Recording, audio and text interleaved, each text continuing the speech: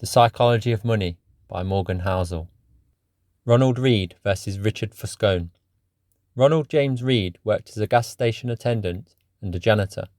Most people thought nothing more of him than the fact that he lived a modest life. Read saved throughout his life, lived frugally, and amassed an $8 million net worth at the time of death in 2014, aged 92. The majority of his fortune was left to a local hospital and library. Those who knew Read were shocked at how much wealth he had amassed throughout his life and wondered how he did it. It was simple.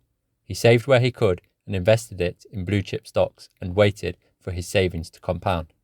Richard Foscone, on the other hand, was a Harvard-educated Merrill Lynch executive, a high-flying banking professional who was everything Ronald Read wasn't. He borrowed heavily to expand his mansion home and spent lavishly. Then the 2008 financial crisis hit. High debt and illiquid assets left him declaring bankruptcy soon after. There is no other field where this is possible. Ronald Read would have zero chance of beating a top surgeon at performing a complicated surgery procedure or an architect at designing a modern skyscraper. So how was he able to beat a top financial professional? Simple. Ronald Read was patient. Richard Foscone was greedy. That's all it took to eclipse the massive education and experience gap between the two. Doing well with money has little to do with how smart you are and a lot to do with how you behave. To quote Morgan Housel, a genius who loses control of their emotions can be a financial disaster. The opposite is also true.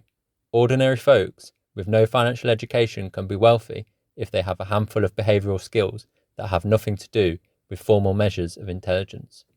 There has been plenty of people over history who seemingly had everything but still wanted more. They brought ruin upon themselves because they were greedy and didn't know when to stop. The keeping up with the Joneses mentality is often the main cause of this. Capitalism is good at developing both wealth and envy. The social comparison process is a never-ending pursuit because there is always someone higher up the ladder. The only way to win the comparison game is to not play in it in the first place.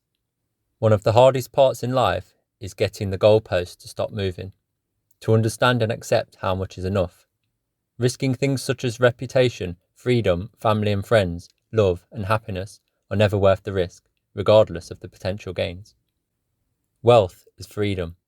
The highest form of wealth is the ability to wake up each day and be in control of how you spend your time. Quote, "The ability to do what you want, when you want, with who you want, for as long as you want is priceless." This is why we invest.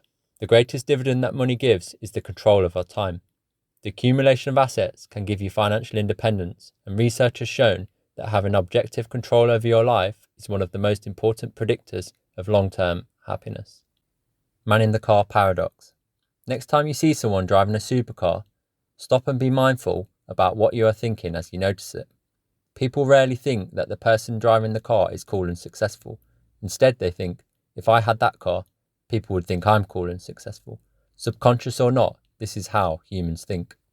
Basically, when people try to signal that they are wealthy, successful, and that people should admire them, what actually happens is that people ignore the person who owns the object of envy and just focus on the object. Morgan Housel explains that you may think that you want a huge house and luxury possessions, but you don't. You actually want respect and admiration from other people, and you think that these items will bring it, but it never does. Humility, kindness, and empathy will bring you more respect than fancy cars and watches ever will. Wealth is what you don't see. When you see someone driving, say, a £50,000 car, the only data point you have about them and their wealth is that they have £50,000 less than they did before they bought the car, or more likely, £50,000 more in debt.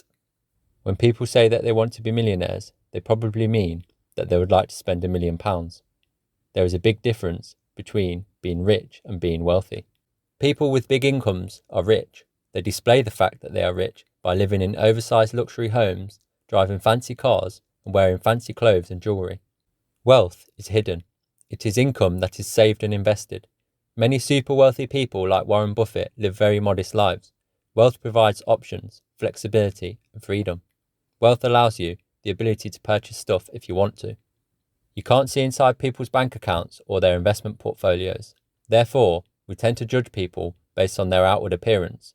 Many of the people that look wealthy are in fact a few months away from losing it all if their income stopped. The only way to develop true wealth is to not spend the money you earn and to invest the difference wisely.